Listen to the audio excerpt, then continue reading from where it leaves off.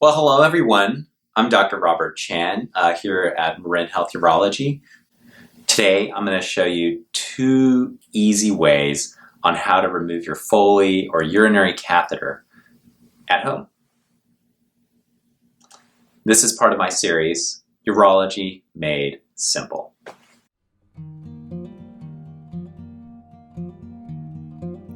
This is a Foley or urinary catheter here.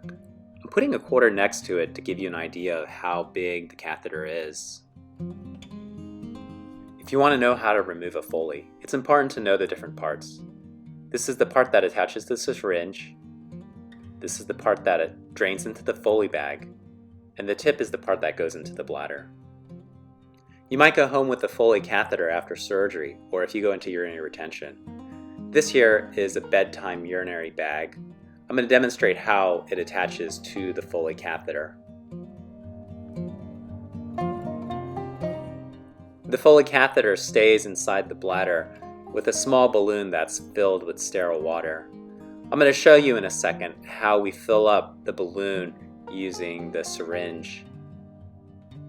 Using a 10 ml syringe, we attach it to the port here, and as you can see, the balloon inflates.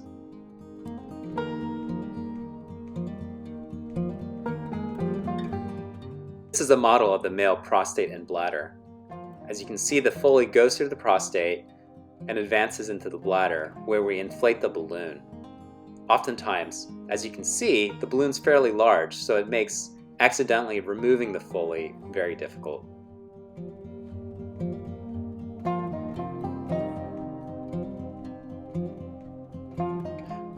The first technique I'm going to talk about for removing a Foley catheter is with the use of a syringe.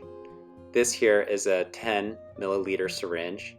We attach it to the syringe port and slowly draw the water out of the balloon into the syringe.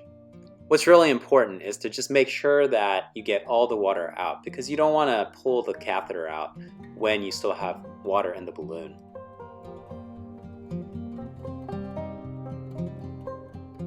Second technique I'm going to talk about is with the use of scissors. If you don't have a syringe lying around, this is a quick and easy way to get the water out of the Foley catheter. Find the syringe port and then cut just distal to it. As you can see, the water will drain from the Foley balloon on its own.